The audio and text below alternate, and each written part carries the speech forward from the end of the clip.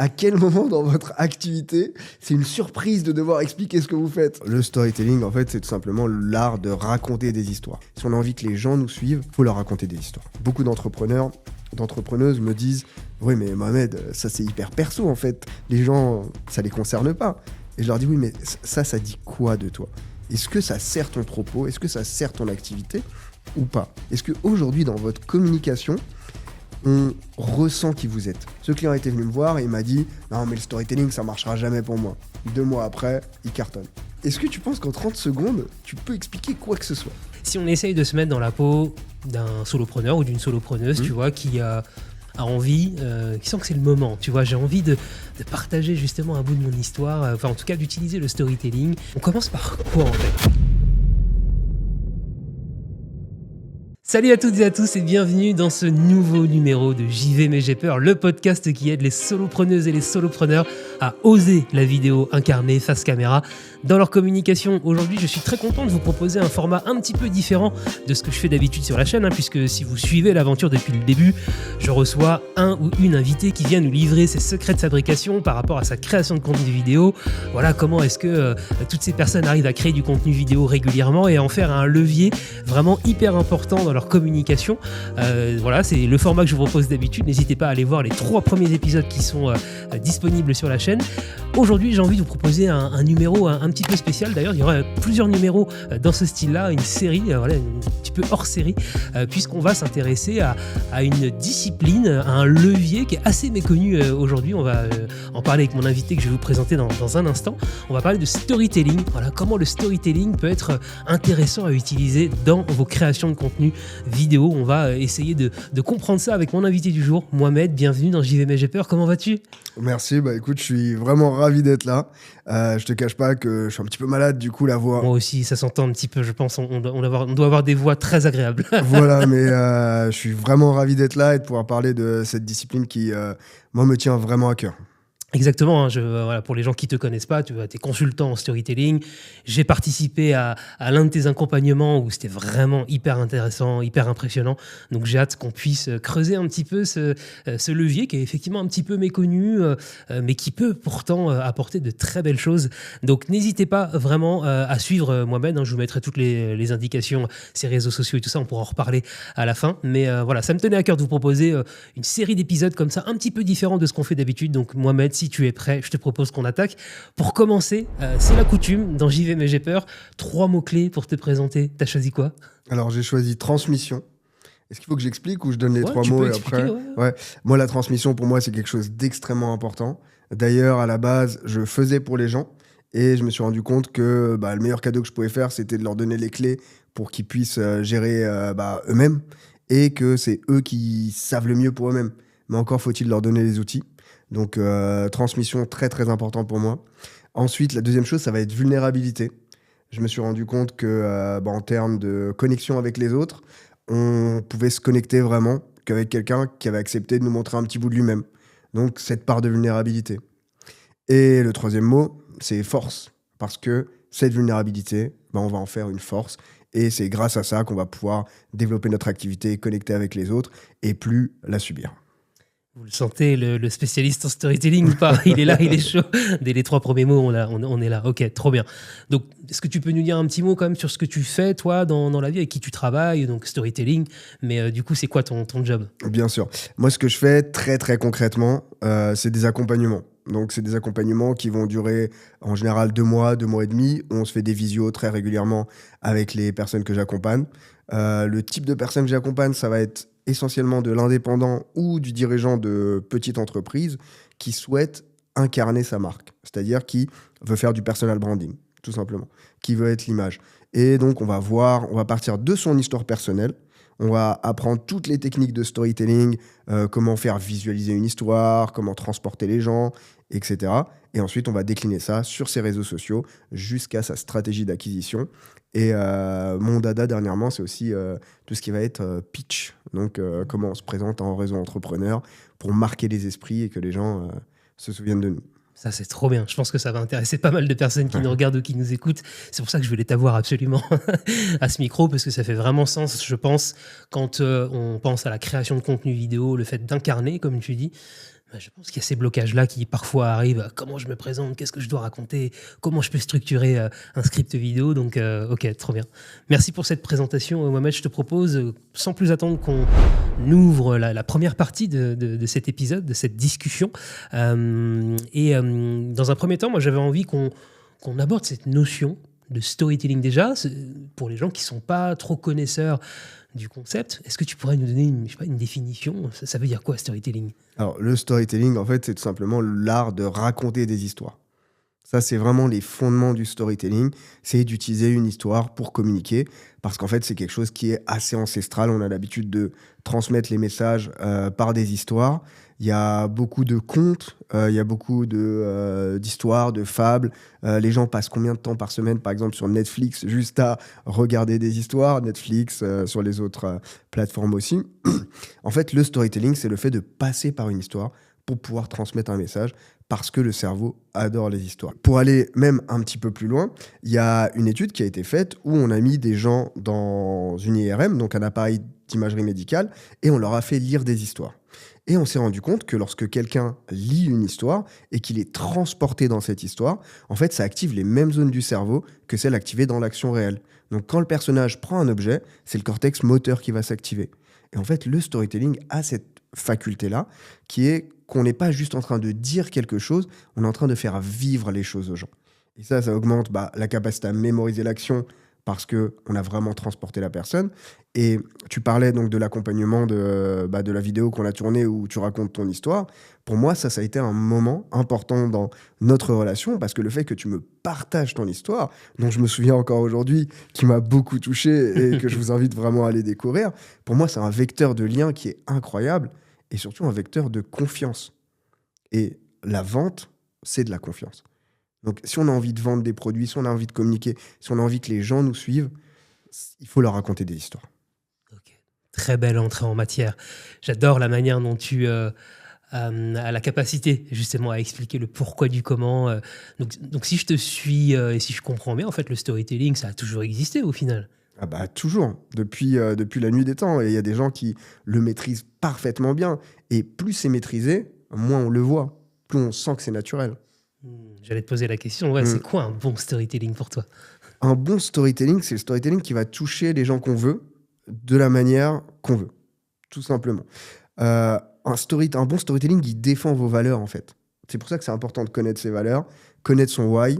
Je ne sais pas si tout le monde est familier avec la notion, mais on va revenir dessus voilà. Après. Simon Sinek, très important, connaître son why, savoir pourquoi on fait ce qu'on fait.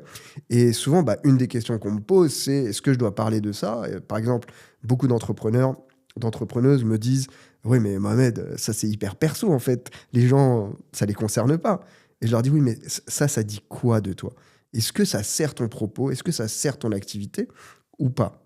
Si ça sert le propos, on garde. Sinon, c'est hors sujet. Effectivement, c'est du perso. On n'est pas obligé de tout raconter non plus. » Ça, c'est super précieux comme conseil, parce qu'effectivement, ça revient très souvent dans les questions aussi que je peux recevoir quand on parle de vidéo pour raconter son histoire. Donc, c'est trop cool que tu partages ça.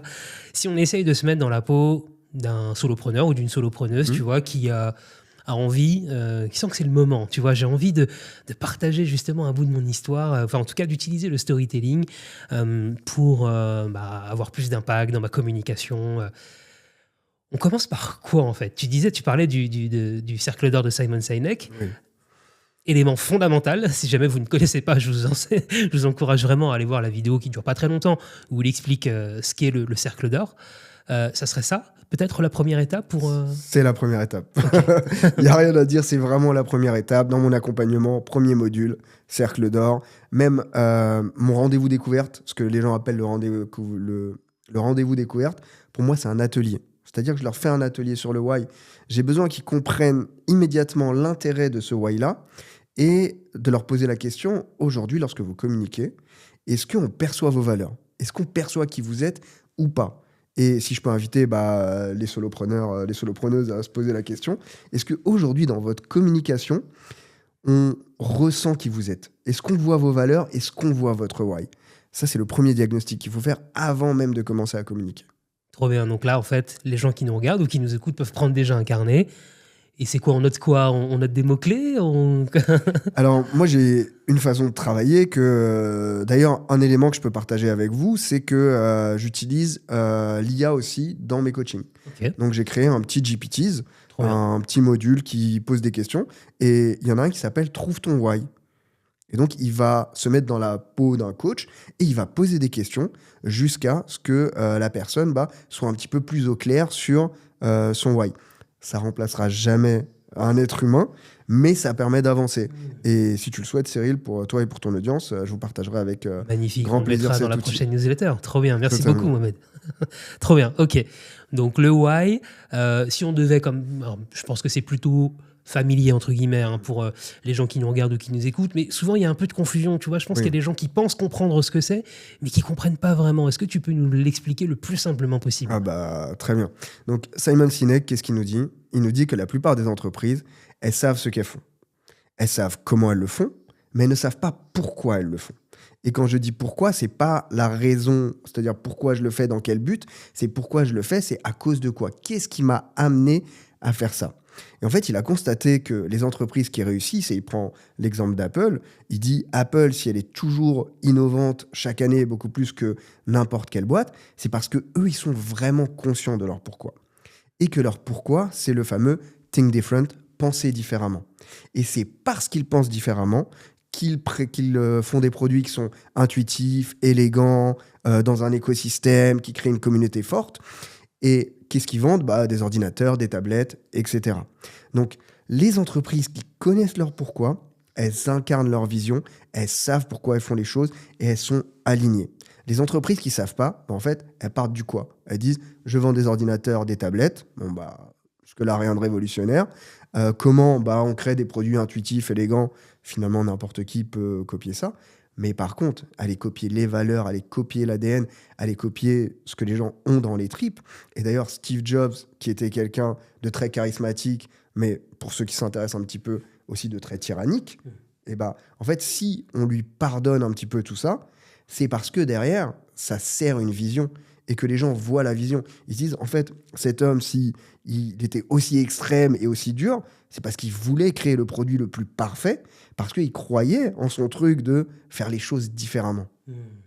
Ouais, c'est vrai que c'est toujours un peu l'exemple qui revient, mais il est significatif et vraiment parlant, je trouve, si on met effectivement sur le même plan ce que pouvait faire Bill Gates à l'époque et Steve Jobs. C'est vrai que c'est pas la même approche et c'est OK en fait d'être dans l'un ou l'autre, mais c'est vrai qu'on va plutôt avoir tendance à se rappeler un petit peu plus de ce pourquoi Apple est là et je pense que c'est aussi pour ça qu'ils arrivent à nous vendre des produits aussi chers qui sont pas forcément les plus performants. Je sais pas ce que tu en penses. Mais totalement. Et ça, c'est une notion qui est hyper importante. C'est si on met des produits en comparaison avec les spécificités techniques pures et dures, en fait, Apple gagne pas toujours. Mais par contre, en fait, les gens adhèrent tellement aux valeurs, adhèrent tellement à la vision. Et je vous recommande juste de regarder la pub Apple 1997. Et cette pub-là, elle explique parfaitement le why d'Apple.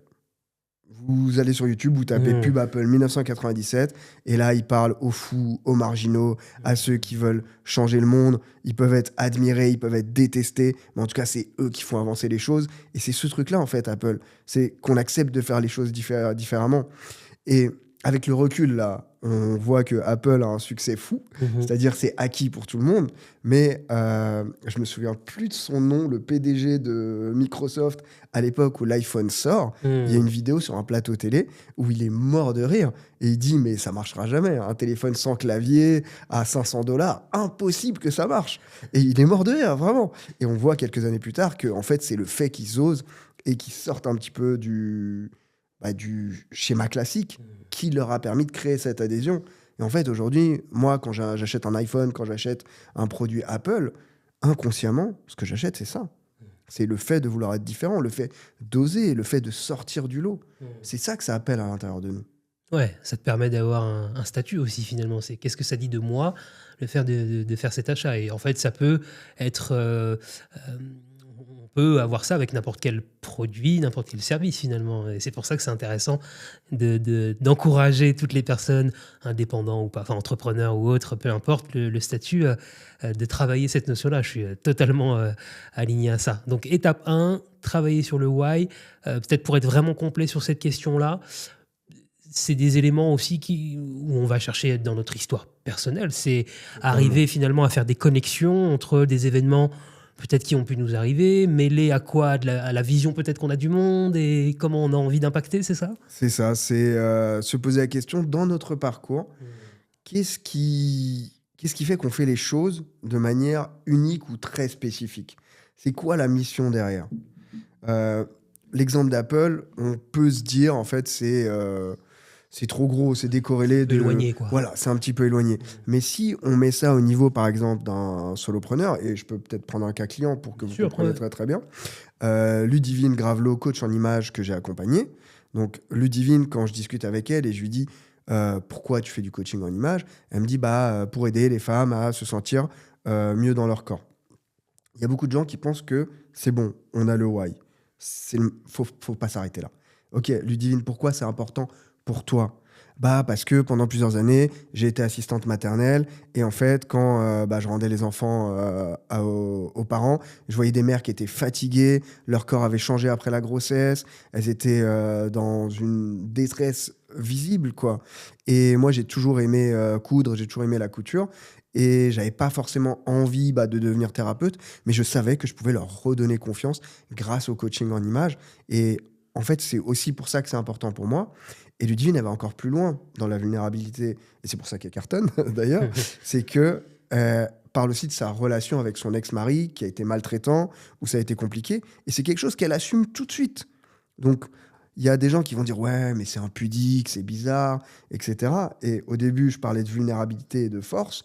En fait, il y a des gens qui vont dire « C'est impudique, tant pis pour eux. C'est pas notre clientèle. » Par contre, ceux qui vont dire « En fait, là, elle assume sa vulnérabilité, c'est de là d'où vient sa force, et en fait, là, ça la rend admirable. » Et les personnes qui vont venir la voir, ils vont se dire, cette femme, en fait, elle comprend ce que je vis, parce qu'elle l'a vécu, elle est passée par là, et donc c'est la personne qui va être la plus humaine, la plus à même de m'accompagner. Et c'est ça qui va se passer si on communique sur ces choses-là. Parce que si on le garde d'un côté pudique, en fait, ma relation avec mon ex-mari, ça n'a rien à faire dans le business, et en fait, tu montres pas les choses les plus précieuses que tu as et qui vont te permettre de connecter avec les gens. Puis c'est ce que je répète souvent, c'est le truc qu'on peut pas te voler en plus. Parce qu'à la limite, la compétence, le fait de savoir faire quelque chose et tout, en fait, il y a peut-être plein de gens qui sont capables de le faire, mais ce que tu as vécu et comment tu transformes ça, j'aime bien pour ça. Ce que tu disais, la vulnérabilité qui devient une force, cette capacité-là, je pourrais m'approprier ton histoire, ça va sonner faux, c'est pas mon histoire. Oui, c'est ça. Et d'ailleurs, ça se voit quand c'est faux, parce qu'il y a cette notion de parler de son why, mais aussi de l'incarner. Et en fait, l'incarner, c'est dans ton quotidien, c'est dans tous tes actes, c'est dans ta façon d'être. Si moi, je te dis qu'une de mes valeurs, c'est la transmission, et que je commence à t'expliquer un truc, et que je m'énerve au bout de 5 minutes, il y a dissonance, et ça se voit. Ouais, ça se voit. Puis tu serais pas booké dans pas mal d'écoles et tout, tu fais pas mal de formations, donc ça serait effectivement un peu bizarre. Ok, très clair. Donc le why, une fois qu'on l'a, donc ça c'est un peu, si j'essaye de schématiser, c'est un peu le socle qui va nous permettre derrière de raconter tout un tas peut-être d'anecdotes, ou en tout cas d'avoir une base quand même assez solide. Si on continue, l'étape 2 c'est quoi? Tu vois, si on prend l'exemple toujours de cette solopreneuse ou solopreneur, qui a envie de faire une vidéo peut-être, je sais pas, à mettre sur son site, où elle raconte son histoire. C'est quoi l'étape d'après, du coup? Alors, moi, l'étape que je recommande, la première, c'est de partager justement ce que j'appelle son origin story, en fait. Ton mythe fondateur à toi. Parler de ce truc-là, faire vraiment un post dédié, une vidéo, peu importe, que les gens sachent d'où tu viens et c'est quoi ton histoire. Ça, c'est pas un truc que tu vas faire très, très souvent, mais tous les 2-3 mois, c'est bien. De rappeler aux gens d'où tu viens, raconter un petit peu. Ensuite, tu peux lister toutes tes valeurs et faire une vidéo par valeur. Alors, tu parles pas simplement de tes valeurs. Tu trouves une histoire très, très concrète, très, très spécifique, très, très précise qui t'est arrivée où tu as incarné cette valeur. Si, par exemple, on prend la valeur de l'injustice, un cas où tu as défendu quelqu'un qui vivait un truc injuste. Et tu n'as pas besoin de dire aux gens « ma valeur, c'est l'injustice ». Tu racontes l'histoire, ils vont comprendre. Ça va être très, très simple.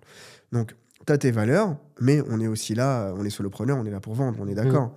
Donc, il faut que les prospects comprennent qu'on les comprend. Donc, il faut parler de leur point de douleur.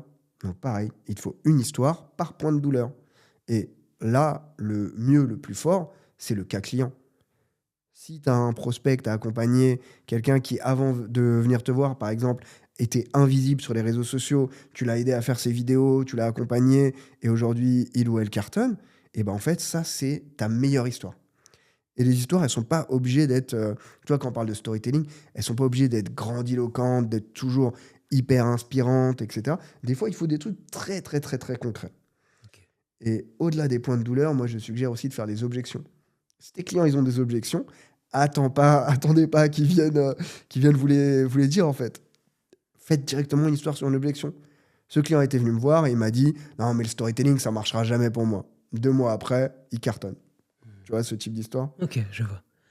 Et si on pouvait imaginer est-ce qu'il y a une structure type peut-être à respecter? Tu vois, pour tous les exemples que tu viens de nous donner là, encore une fois, pour les gens que je pense que ça peut intéresser, les gens qui nous écoutent ou qui nous regardent, tu vois, si on part d'une feuille blanche, Ouais. pas évident, tu vois, comment on structure les différentes parties? Qu'est-ce que tu peux nous dire là-dessus? Alors, il y a des choses qui vont être inhérentes au canal que tu utilises. Si tu es en train de faire de la vidéo, bah, une accroche forte. Hein. On commence toujours avec un hook. Ça, c'est vraiment la base. Si tu es en train de pitcher, tu commences avec une accroche. En général, on est dans un monde là actuel où il faut accrocher les gens. Donc, l'accroche, elle est devenue indispensable, quand bien même, c'est pas un des leviers du storytelling. Mais aujourd'hui, on sait qu'il faut démarrer fort. Donc, je recommande de commencer par l'accroche. Après, en storytelling, il y a des frameworks, il y a des structures, il y a 5 éléments à respecter de façon indispensable pour qu'une histoire se tienne en termes de storytelling. La première, c'est qu'il faut qu'il y ait un conflit. S'il n'y a pas de conflit, il ne se passe rien du tout. Donc, je prends souvent l'exemple du Seigneur des Anneaux. Le Seigneur des Anneaux, s'il n'y a pas de conflit, en fait, c'est des hobbits qui prennent des petits déjeuners dans la comté. Voilà, hautement inintéressant. Et le truc, c'est qu'il y a beaucoup de gens qui se disent « Ouais, mais j'ai pas envie de raconter ça, j'ai pas envie de tomber dans le misérabilisme ou des choses comme ça », et qui vont skipper un petit peu le conflit. Le conflit, très important. La deuxième chose, c'est l'identification. Il faut que la personne à qui tu racontes l'histoire puisse s'identifier. Imaginons, prenons l'exemple de quelqu'un qui fait de la marque employeur. Il fait de la marque employeur, donc il aide les employés à, par exemple, parler sur les réseaux sociaux pour promouvoir la marque. À ce moment-là, bah, il doit parler d'autres employés qui ont réussi. Si tu parles à des prospects, tu parles à un prospect. Si tu parles à un investisseur, tu parles à un investisseur. Si tu parles à une jeune femme noire de 22 ans, c'est mieux de prendre quelqu'un qui va être beaucoup plus proche. Par exemple, si tu prends l'exemple d'un homme âgé de 56 ans, tu vois, la personne ne va pas s'identifier et inversement. Donc, l'identification, c'est important. Et l'identification, elle n'est pas de la force, elle naît justement des vulnérabilités. L'exemple que je prends souvent, c'est celui de Superman. Superman, il est extraterrestre, il est parfait, il est beau gosse, il est super fort. Techniquement, on ne devrait pas pouvoir s'identifier à lui. Mais qu'est-ce qui, d'après toi, fait qu'on arrive à s'identifier à Superman? Bah, c'est le fait que si, il y a quand même. Enfin, après, je suis pas un spécialiste de Superman, mais tu as quand même des failles. C'est quoi son. Comment il s'appelle? Attends, peut-être que je confonds là. Superman, quand il n'est pas Superman. C'est Clark Kent. C'est ça, Clark Kent, pardon, C'est je ça. cherchais le nom, voilà. Et Donc, c'est plus le Clark Kent auquel on va. ok. Exactement. Il a été élevé par des humains, il connaît le doute, il a des parents comme tout le monde, etc. Et en fait, c'est aux vulnérabilités qu'on va s'identifier. Donc, il faut faire en sorte que les gens puissent s'identifier à nous. Si on montre que le côté toujours parfait, ça va pas fonctionner. Donc, premier levier, le conflit. Deuxième, l'identification. La troisième, ça va être la progression.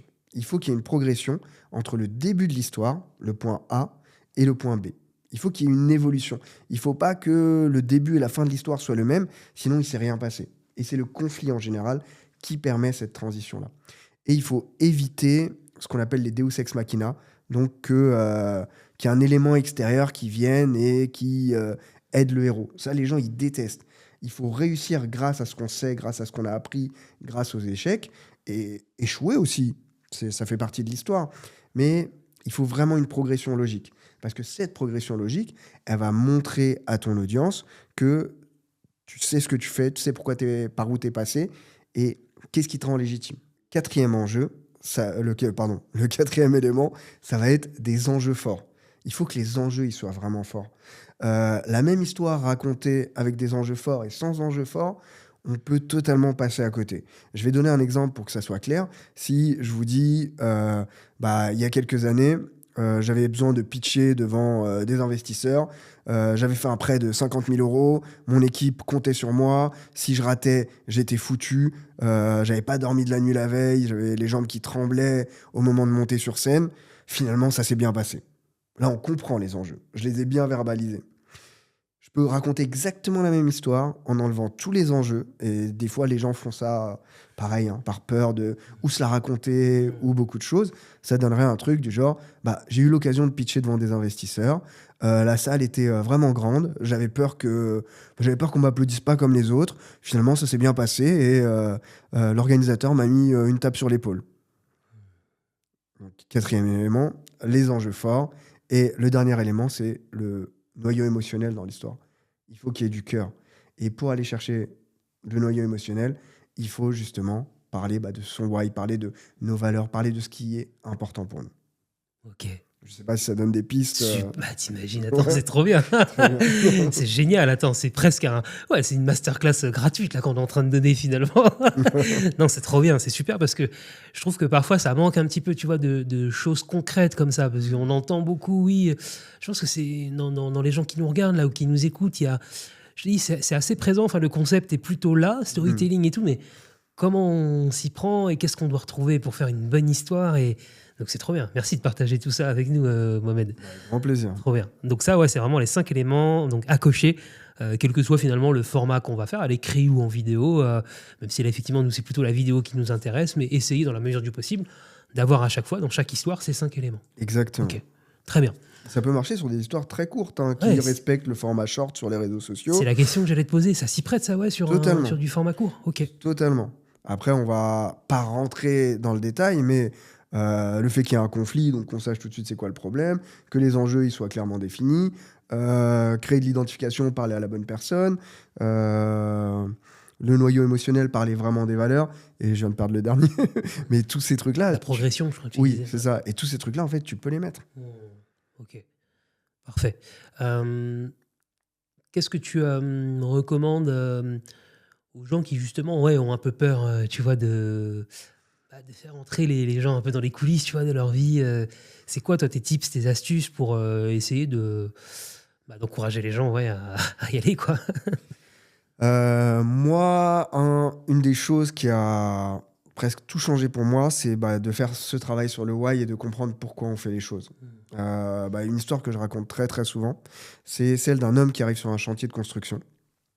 Et il voit les gens qui travaillent dans la poussière, il fait chaud, c'est pénible, il y a des ouvriers. Il va voir le premier ouvrier et lui dit « Qu'est-ce que vous faites, monsieur ?»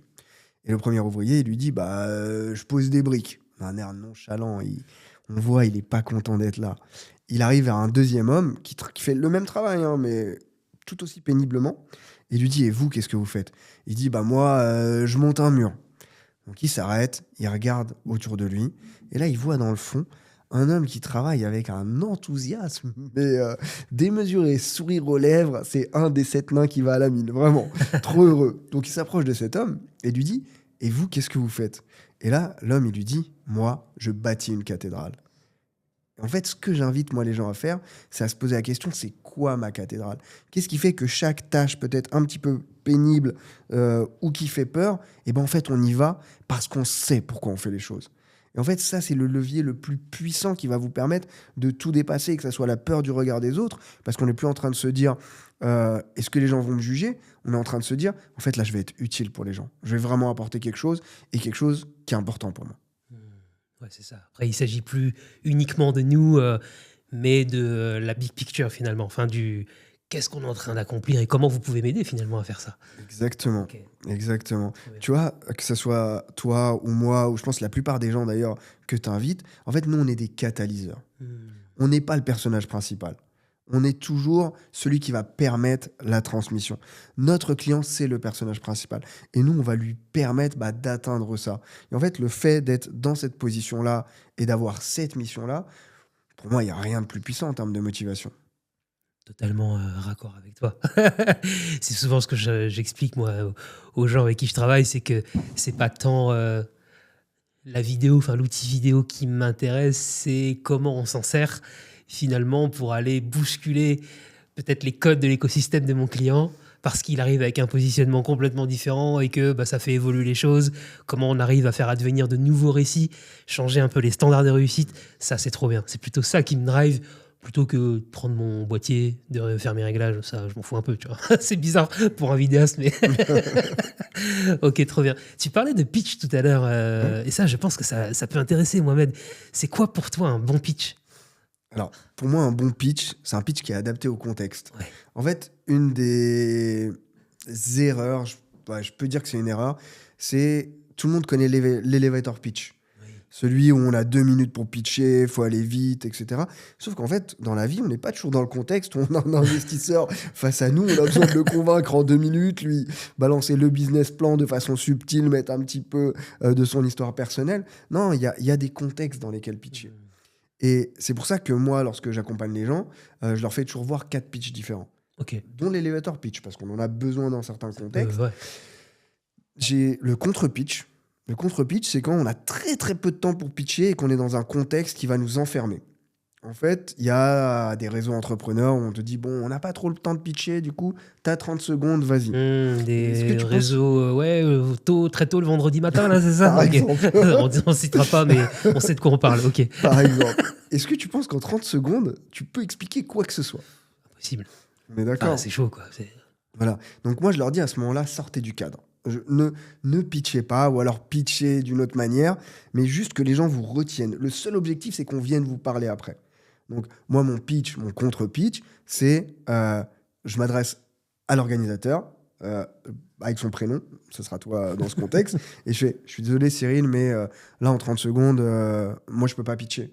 Parce que si je le fais, en fait, je vais trahir mes valeurs. Moi, ce que j'apprends aux gens, c'est à sortir du lot, c'est à exprimer qui ils sont. Et si j'accepte de faire ce jeu-là en 30 secondes, et ben en fait, c'est perdu pour moi. Je vois pas comment on peut expliquer en 30 secondes ce qu'on fait. Et le storytelling m'aide justement à faire ça. En fait, j'ai pitché. Malin.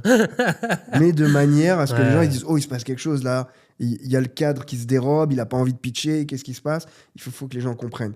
Et il faut que ça soit adapté à ton métier. Ce pitch-là, il est très contextuel. Ok. J'arrive à créer beaucoup d'agents IA pour aider les gens à faire leur pitch, etc. Le contre-pitch, j'ai jamais réussi à faire un agent IA parce que ça demande une vraie réflexion humaine. Et aujourd'hui, j'ai pas réussi à créer l'outil qui te permet de le faire de façon automatique ou qui va te guider parce que c'est très, très, très contextuel, quoi. Ok. J'ai celui-là. Ouais. Ensuite, j'ai celui que j'appelle le power pitch où on a entre 2 à 5 minutes. Et là, il y a vraiment une structure complète qui va reprendre les leviers de la persuasion comme les a expliqué Aristote. Je ne sais pas si tu es familier avec ça, mais je peux le rappeler pour tout le monde. Ouais, vas-y. On a l'éthos, qui on est, qu'est-ce qui fait que la personne est crédible. On a le pathos, donc l'émotionnel. Il faut aller toucher les gens au niveau de l'émotion d'une manière ou d'une autre. Et on a le logos, qui est la logique. Et lorsqu'on travaille avec des dirigeants, avec des entrepreneurs, c'est des gens, on leur a raconté énormément d'histoires. On leur a joué énormément de morceaux de pipeau. Donc, ils ont aussi besoin de savoir par A plus B comment ça fonctionne, ton truc. Ça va être quoi leur ROI, etc. Et en fait, le Power Pitch est conçu pour mélanger tous ces leviers-là dans un pitch qui fait qu'on va se souvenir de toi et qu'on va vouloir venir te parler derrière. Parce que c'est toujours ça. Un pitch, il n'a pas vocation à ce que tu expliques tout d'un coup. Il a vocation à entraîner une conversation qui va entraîner une prise de rendez-vous, qui potentiellement va aller sur un achat, une vente, peu importe, ou rentrer dans ce qu'on appelle la phase de nurturing sur les réseaux sociaux, où en fait, tu vas nourrir la relation avec ton prospect en communiquant jusqu'à ce qu'il soit prêt, parce que tout le monde n'est pas prêt à l'instant T à faire appel à tes services. Ok. Et le dernier, le story pitch, où là, tu as le temps. Ok. Tu vois, là, par exemple, c'est le moment où tu es en after work ou peu importe, tu as 10 minutes devant toi. Là, tu racontes ta vie. Ok. Voilà. Mais tu l'as bossé. Ouais. Mais tu as vraiment le temps d'expliquer d'où tu viens, pourquoi tu fais les choses, etc. Celui-là, c'est le plus profond de tous, où tu prends le temps de connecter avec la personne, en fait. Ok.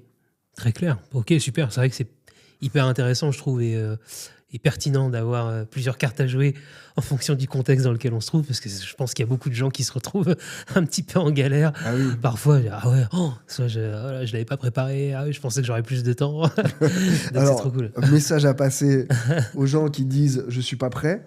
Comment ça, vous n'êtes pas prêt en fait? À quel moment dans votre activité, c'est une surprise de devoir expliquer ce que vous faites? Ça, j'entends souvent, je suis pas prêt. Mais en fait, ça, c'est la base. Si ce premier pitch, il fonctionne pas, en fait, tout le reste, ça n'existe pas. Donc, il faut toujours être prêt là-dessus. Mais c'est un truc qui fait peur aux gens. Tu sais, prendre la parole en public, ça fait super peur. Les gens sont inconfortables avec l'exercice. Ils n'ont pas toujours les outils. Ils savent pas. Du coup, des fois, ils préfèrent juste ne pas faire. C'est très humain. Hein. On va pas leur jeter la pierre. Ok. Très très clair, Mohamed, c'est trop bien. Franchement, j'espère que vous passez un bon moment en tout cas avec nous. Je sais bien ce que j'apprends aussi en même temps. Tu vois, je recheck certains trucs par rapport à ma façon de communiquer et tout. Mais n'hésitez pas d'ailleurs à nous mettre peut-être en commentaire. Tu sais, mettez vos pitchs, vos why et tout ça. On viendra faire un tour et on vous dira. Enfin, Mohamed vous dira ce qu'il en pense. Ça peut être intéressant. Ça serait quoi peut-être le dernier conseil avant qu'on passe à la partie rapport, toi, à la vidéo, voilà comment tu t'en sers et tout dans ton activité.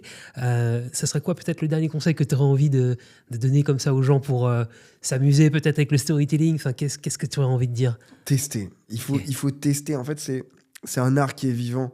Moi, je prends souvent l'exemple des stand-uppers qui montent sur scène tous les soirs. Ils racontent des blagues.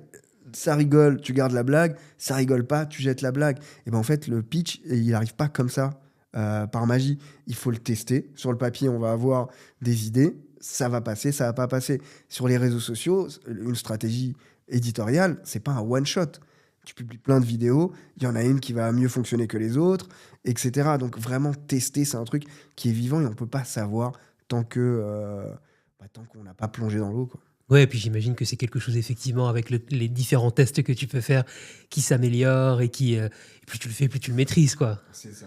Okay. Un de mes pitchs qui fonctionne le mieux et qui m'apporte le plus de rendez-vous en réseau d'entrepreneurs, il est né d'un hasard. C'est-à-dire que j'ai un des clients que j'accompagne à ce moment-là qui me recommande un réseau d'entrepreneurs. Je vais à ce réseau-là et j'arrive. C'est, pour ceux qui connaissent le Moya à Nantes, c'est un lieu qui est très très beau, un restaurant. Et là, je vois vraiment 40 entrepreneurs en cercle et je me rends compte qu'eux, ils ont le temps. C'est-à-dire que tout le monde doit pitcher. Et je m'assois, c'est-à-dire que j'ai la réputation d'être la personne qui pitch. Et donc, j'ai le Jonathan qui gère le réseau qui vient me voir à l'oreille, mais genre peut-être 5 minutes avant que je passe, et qui me dit Mohamed, on m'a beaucoup parlé de toi. J'en attends beaucoup de ton pitch. Et là, je panique. Vraiment, je panique. C'est-à-dire que j'ai le cœur qui se met à battre. C'était en été, il faisait chaud, le cœur qui s'accélère, les mains moites, tout ça. Et je me suis dit, mais qu'est-ce que tu vas faire? Je me dis, autant rebondir là-dessus. Je sais que c'est quelque chose que tout le monde vit. Et il y en a qui, de l'extérieur, ont l'impression qu'à un moment donné, ça devient facile. Il y a toujours ces petites appréhensions. Du coup, je commence mon pitch avec j'ai les mains moites, j'ai chaud, j'ai le cœur qui bat. Et ça m'arrive à chaque fois que je prends la parole. Et ensuite, je déroule. Tu vois, il y a des trucs, c'est très circonstanciel. Et tu sais jamais d'où va devenir le meilleur pitch. Très bien. Franchement, ça, c'est... Je suis parfaitement aligné à ça, effectivement. C'est parfois dans des situations un peu comme ça, au dernier moment, où en fait, tu arrives à être excellent. Mais je pense que c'est aussi le résultat de tout le travail que tu as fait avant aussi, tu vois. Il y a l'expérience qui parle. Ok, très bien. Merci beaucoup, Mohamed, pour cette première partie hyper riche. Encore une fois, n'hésitez pas à vous abonner à la newsletter. Hein. On vous mettra une ressource hyper pertinente et qui vous aidera si jamais vous avez des sujets au niveau du storytelling pour faire de la vidéo. Justement, dans la deuxième partie, Mohamed, j'aimerais bien qu'on parle un peu, toi, de ton rapport à la vidéo, parce que tu en fais un peu quand même sur tes réseaux sociaux. Donc, on enchaîne sur la deuxième partie. Mohamed, on se retrouve du coup pour parler de ton rapport à la vidéo dans ta communication. Déjà, ça t'évoque quoi, toi, quand la vidéo, c'est un truc assez naturel pour toi, ou alors on parle de vidéo face caméra, hein, principalement? Alors, à la base, c'est pas naturel. C'est-à-dire que regardez ce petit œil-là, surtout quand on fait l'exercice tout seul. Et c'est pour ça que je pense qu'il y a tout intérêt à faire appel à quelqu'un comme toi qui est derrière et qui nous sert de miroir. Parce qu'en fait, juste l'œil de la caméra, c'est un petit peu angoissant. Au début, on ne sait pas comment se comporter. C'est difficile d'être naturel si on n'a pas quelqu'un en face. Euh, pour moi, c'est pas un exercice, on va dire, c'est pas inné. Ça vient pas naturellement. Par contre, ne pas en voir l'intérêt, ça pour moi, c'est problématique. Parce que clairement, aujourd'hui, si on communique uniquement par texte, les gens vont pas savoir ni la façon dont vous vous exprimez, ils vont pas vous découvrir vraiment comme vous êtes. Et dans un monde où il y a de plus en plus d'IA, où il y a plein de gens qui se cachent derrière l'IA, ça va devenir une vraie valeur ajoutée d'être capable de montrer sa tête, même imparfaite. Et comme je te disais un petit peu en off, moi je me suis fait engueuler par mes étudiants parce que je leur dis ouais, il faut que vous publiez et que je ne publie pas assez. Ok. Et Alors, manque de quoi? De temps, de... manque de temps, d'organisation, non, la vérité c'est la peur. On peut tout dire. Euh, c'est juste une question d'orga. Aujourd'hui, il y a des outils, il y a des façons de faire. On peut bloquer une après-midi et sortir je sais pas combien de contenu assez rapidement. En réalité, c'est la peur. C'est la peur de pas être parfait, c'est la peur du ridicule, c'est la peur que les gens vous voient essayer et qu'on se plante. Moi, je suis persuadé, et je mène cette réflexion depuis pas longtemps, je suis persuadé qu'il y a des gens qui ont plus peur qu'on les voit échouer ou qu'on les voit faire n'importe quoi que de planter leur entreprise. Parce que cette peur-là, elle est plus forte et il y a plein de gens qui ne passent pas à l'action. Et il y a beaucoup de salariés en reconversion, par exemple, qui tentent l'aventure de l'entrepreneuriat, des solopreneurs, qui, une fois qu'ils n'ont plus de chômage, sont obligés de repartir dans le salariat. Et cette opportunité de la vidéo, je pense qu'à un moment donné ou un autre, elle leur a été donnée. Et pourtant, ils n'y vont pas parce qu'on a cette peur-là. En fait, on aimerait pouvoir progresser dans un environnement où personne ne nous regarde, dans un environnement sécurisé. Or, la vidéo, c'est tout le contraire. La vidéo, c'est tu t'exposes et tu progresses devant le regard des autres. Et je pense que c'est ça qui fait que moi, jusqu'à présent, j'avais un petit peu de mal. Bon, maintenant, j'ai fait un deal avec une de mes étudiantes. Voilà. J'ai 30 contenus à poster d'ici le mois prochain. Elle aussi, j'espère qu'elle va s'y tenir. Mais voilà, histoire de se motiver, ce que je conseille, c'est aussi de travailler avec d'autres personnes qui ont les mêmes enjeux. Ouais, c'est vrai, avoir un partenaire, hein, c'est ce qu'on disait, un ou une partenaire de responsabilité sur ce genre de défi, c'est vrai que ça aide. Et je te rejoins complètement sur le fait que moi, je comprends aussi complètement pourquoi les gens se disent je vois bien l'intérêt, mais Mm. je me sens pas prêt là, parce que Ouais. j'ai pas envie qu'on vienne me dire, surtout si finalement ça ne marche pas aussi bien que je l'avais espéré. Oui. J'ai pas envie d'entendre les Gérard là, qui vont me dire ah machin, je te l'avais dit, tu vois, Mm. t'aurais dû rester dans ta boîte. Oui. Donc je comprends tout à fait. Donc toi, comment tu l'utilises la vidéo? C'est principalement des... Alors j'ai vu là dernièrement, tu faisais des pitchs sur des métiers, c'est ça? J'ai vu en story, tu partageais Ouais. des petites vidéos comme ça, mais comment tu t'en sers toi globalement? Alors, comment je m'en sers? J'essaye globalement de parler à la fois de mes valeurs, de mon histoire. Il faut savoir qu'il y a une vidéo que j'ai faite il y a un peu plus d'un an qui m'a rapporté un de mes meilleurs clients. Ok, Dans le sens où c'est un de mes clients qui a cartonné et qui me permet d'avoir une preuve sociale de fou parce que c'était une vidéo où je racontais mon histoire, où je racontais un moment qui a été un petit peu difficile pour moi. Et en fait, il s'est reconnu dedans. Et il m'a dit, Mohamed, quand tu as raconté ce truc-là, ça m'a beaucoup touché. Et c'est là où je te dis que je vois totalement l'intérêt. Donc, des histoires de valeur, comme on a dit, des choses un petit peu plus pragmatiques. Et là, je commence à comprendre que sur Insta, il faut aussi faire beaucoup preuve de créativité, sortir un petit peu du lot. Et là, j'essaye de m'affranchir de la peur et de tester des trucs que je trouve marrants. Donc, l'exercice, là, d'ailleurs, venez sur mon compte Insta, envoyez-moi des métiers et moi, je dois essayer de les pitcher. Et surtout, le truc, c'est que je dois pas préparer, quoi. ouais. J'ai 30 secondes, j'essaie d'envoyer. Après, bon, on a les abonnés qu'on mérite. Il y en a, ils m'ont mis des trucs. Ouais, j'ai vu policier de la brigade ICE, là où je sais plus Non, quoi. mais c'est indéfendable. Je Indéfendable. me suis dit comment il va pitcher ça? Ah non, mais alors là, j'ai botté en touche. Non, non, je veux bien relever des défis. Par contre, on se calme. Ok. Et comment tu gères justement ce truc de toi de l'exposition? Enfin, comment tu t'avances avec ça sur le rapport à soi, l'image que tu peux renvoyer en vidéo? C'est quoi tes tips là-dessus? Comment tu arrives à peut-être être de plus en plus à l'aise? Hum, Je pense que c'est beaucoup d'échanges avec d'autres entrepreneurs, en fait. J'ai discuté avec beaucoup de gens et en fait, les gens vraiment intelligents, ils vont de façon très subtile te mettre face à tes incohérences. Sans jamais te dire les choses, mais en te posant les bonnes questions. Et je pense que ce qui m'a motivé dernièrement, c'est d'échanger avec des gens et qui me disent: «Mais pourquoi tu publies pas plus? Pourquoi?» Il y a plein de choses. Si je peux citer Vincent Joly, qui est coach mental, qui me dit: «En fait, si tu es quelque part où tu es trop à l'aise, où les gens ils se disent: "C'est trop facile pour toi", c'est qu'en fait, tu pas au bon endroit et que tu vas pas chercher la vraie difficulté». Et là, il parlait pas forcément pour moi à ce moment-là, mais clairement, j'ai reçu le message en me disant: «Non, mais il a raison, il a raison». Et donc, une des questions qu'on pose aux entrepreneurs, c'est quoi, s'il y avait une seule action que tu pouvais faire qui ferait le plus avancer ton business? Ça serait laquelle? Et en général, c'est ces actions-là qu'on laisse un petit peu de côté. Et il y en a 2 sur lesquelles les gens procrastinent très, très fort. C'est la prospection.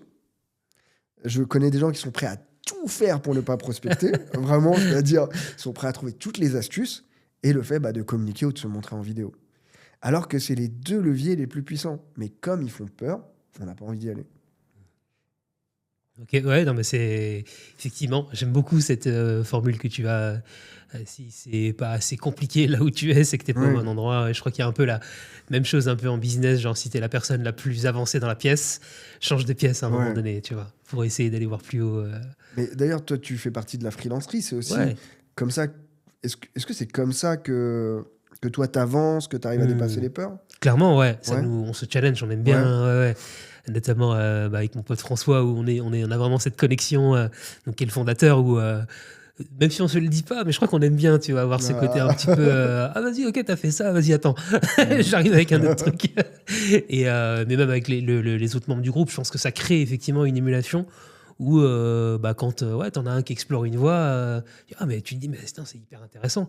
Comment potentiellement moi je peux m'approprier le truc et peut-être essayer d'amener ma pierre à l'édifice et de progresser. Et oui, sur les sujets de communication, une fois on avait fait un challenge tous ensemble, tu vois. On s'était dit allez là, je crois que c'était un mois d'août. Trop bien. Tout le monde publie tous les jours sur LinkedIn, alors qu'il y avait des gens, tu vois, des membres du collectif où c'est pas du tout leur truc. Mm. Mais le fait de s'être engagé, voilà, on en parlait tout à l'heure, partenaire de responsabilité, ça faisait que, allez, on y va. Et même si le poste du jour, il n'est pas terrible, il est là. Ah ouais. Trop bien. Bah, écoute, c'est une très belle façon, je trouve, Mohamed, de terminer un peu cette deuxième partie. C'est hyper intéressant d'avoir eu ton retour d'expérience sur comment tu utilises la vidéo, comment tu aimerais l'utiliser et comment tu te sens par rapport à ça. Il nous reste une dernière partie pour clôturer cette discussion, qui est le questionnaire J'y vais mais j'ai peur. Allez, Où je vais te proposer des situations et puis tu vas me dire si tu y vas ou si tu as peur. ça C'est parti. marche. Première situation, Mohamed, on commence soft. Si tu dois aller raconter ton histoire demain sur un TEDx, mais vraiment TEDx, vraiment, tu vois, plus sympa, le TEDx au fin fond de je ne sais où, t'y vas ou t'as peur? Je vais en courant. Ah, j'y vais en courant. Alors, j'ai peur, mais j'y vais. Ok. Clairement, Ouais. je pense que ouais, il y a moyen Le format te il y a parle, ouais. moyen d'avoir un petit peu peur. J'adore. Mais en fait, dans mon accompagnement, il y a une partie où j'analyse pour moi, les meilleurs TEDx. Et il y a des patterns, il y a des choses qui reviennent dans tous les TEDx. Et j'ai pris le temps de les analyser pour les prises de parole des gens que j'accompagne, qui sachent c'est quoi qui permet de vraiment connecter avec une audience dans un format qui serait proche de 12-20 minutes, quoi. J'adore. Moi, c'est un de mes rêves de faire un TEDx. Oh, est-ce qu'on lance le défi? Est-ce qu'aujourd'hui, là, tu prends l'engagement, tu vas tout faire pour y arriver? Mais je suis go. déjà sur le dossier. Mais j'avance. TEDx Nantes, c'est bon, là déjà, on peut commencer par là. Mais Invitez-le, oui, invitez mais Mohamed. J'avance avec parcimonie. Ouais, Voilà. ok. Encore faut-il que ce que j'ai raconté soit suffisamment de valeur, parce que une des problématiques du TEDx, c'est qu'ils invitent des gens qui sont déjà tellement incroyables qu'il faut arriver avec quelque chose de nouveau, avec un nouvel angle, avec quelque chose à offrir. Ouais. Et donc, est-ce qu'aujourd'hui j'ai cette chose à offrir? Est-ce que je suis capable de la montrer? On verra bien. Ouais. Puis ça peut être TEDx ou autre chose, hein, une Tout à conférence fait. ou autre, mais Tout ok, à fait. le rendez-vous est pris. Deuxième situation, imagine demain, en plus on est, enfin en tout cas au moment où on enregistre l'épisode là, il y a bientôt les élections municipales, tout ça. On est un peu dans un temps quand même assez politique. Ok. Je sais pas si tu suis un peu, mais demain, tu as un candidat, tu vois, ton téléphone, il sonne, Mhm. et il te dit, Mohamed, moi j'ai vu ce que tu faisais sur les réseaux, c'est trop bien. Aide-moi à vraiment à raconter une belle histoire pour aller chercher une élection. Est-ce que tu y vas ou pas? Et bah écoute, c'est un sujet où je me pose la question. Ok, Il faut vraiment que je sois raccord avec les valeurs de... donc pas avec n'importe qui. Et clairement, clairement. Et puis, j'ai besoin aussi de valider qu'on n'est pas sur sur de la démagogie. C'est-à-dire que si je veux accompagner quelqu'un, je sais qu'aujourd'hui, le storytelling est assez puissant pour que je lui donne des leviers de persuasion. Moi, je veux que derrière, il y ait du fond. Je veux que ce soit quelqu'un de vraiment humain, qui fait vraiment les choses derrière. Et je sais pas si j'ai moyen de m'assurer de ça. Moi, je trouve ça un petit peu touchy. Je trouve que c'est... Pour moi, le storytelling, c'est un levier qui est puissant et qui engage une certaine responsabilité. Ouais, et puis on le voit quand il est bien maîtrisé. Moi, j'adore. On parlait Ouais. de. Une petite digression, mais on parlait de Ice tout à l'heure. Hmm. Je sais pas ce que tu en penses, mais la séquence Donald Trump depuis qu'il est élu, mais déjà depuis en 2016, hein, enfin sur le premier mandat, est-ce qu'on serait pas en termes de storytelling sur un truc de zinzin?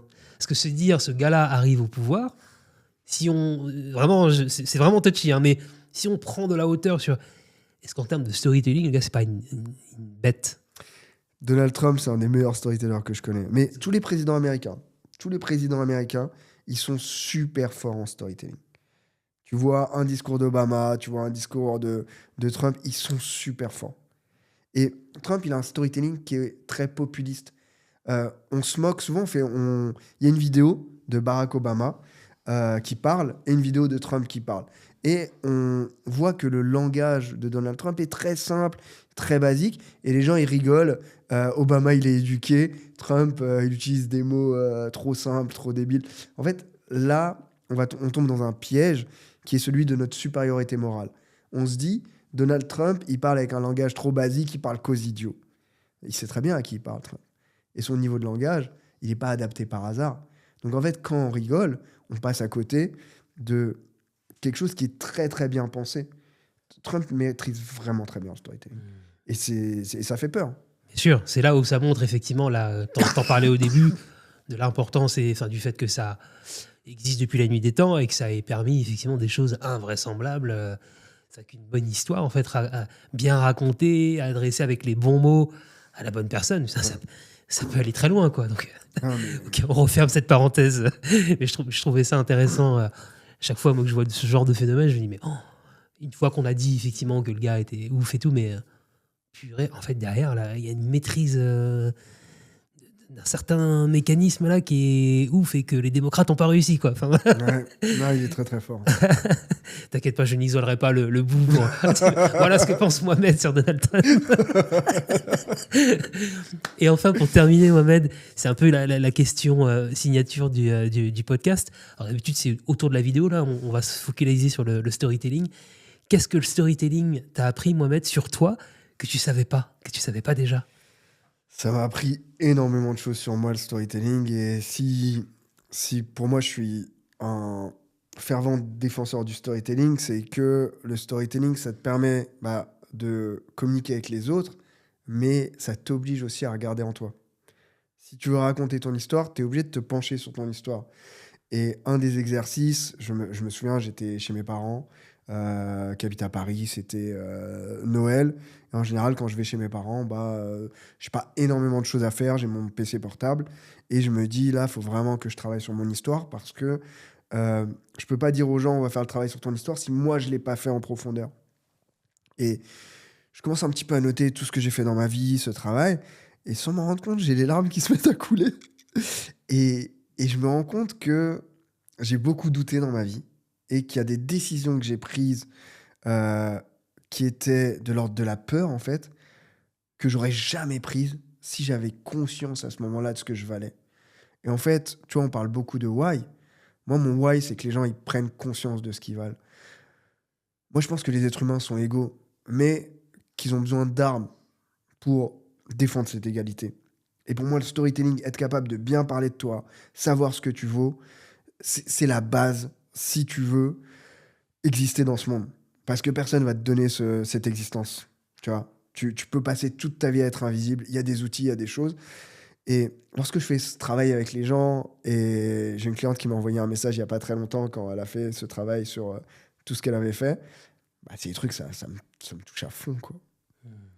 Ce que ça a changé pour moi, c'est le fait de mieux me connaître et donc de m'aimer plus aussi, et de sentir que j'ai la capacité de créer ce déclic pour les gens. Et ça me donne de la force. Merci infiniment, Mohamed, de terminer là-dessus. Je trouve que c'est méga inspirant et j'espère que ça encouragera les personnes qui nous regardent, qui nous écoutent à engager ce travail-là. N'hésitez pas à aller contacter Mohamed. C'est vraiment la personne parfaite pour vous aider sur ce sujet-là. On vous rappelle, dans la newsletter, on vous mettra une ressource qui vous permettra d'avancer sur cette question du storytelling. Merci infiniment, Mohamed. Je te check. C'est un peu la tradition. Merci. J'espère que tu as passé un bon moment. Ça va, c'était cool. Trop bien. Ok, trop bien. En tout cas, merci infiniment de nous avoir suivis pour ce nouvel épisode. N'hésitez pas à liker, enfin, vous savez ce que vous avez à faire. Voilà, vous envoyez à quelqu'un qui aurait besoin de voir cette discussion. N'hésitez pas à vous abonner parce qu'il y a d'autres épisodes qui vont arriver. On est encore dans la saison 1. Pour le moment, un épisode par mois, mais je pense qu'on va augmenter la cadence parce que l'écosystème nantais. Et autour, il y a beaucoup de gens hyper intéressants que vous ne connaissez pas forcément, mais qui ont des choses à vous apporter. Et puis, je vous proposerai comme ça d'autres épisodes, je vous le disais dans l'introduction, d'autres épisodes un petit peu plus thématiques sur une spécialité, mais qui est intéressant à explorer pour améliorer votre pratique de la vidéo. Et en l'occurrence, là, le storytelling aujourd'hui, vous avez tout ce qu'il faut entre les mains pour raconter de meilleures histoires et puis vous lancer, que ce soit dans le pitch ou même dans des vidéos un peu plus longues. Logiquement, vous avez tout ce qu'il faut. Encore une fois, merci Mohamed. À très bientôt. Et puis, on se retrouve très bientôt pour un nouvel épisode avec un ou une nouvelle invitée. Ciao!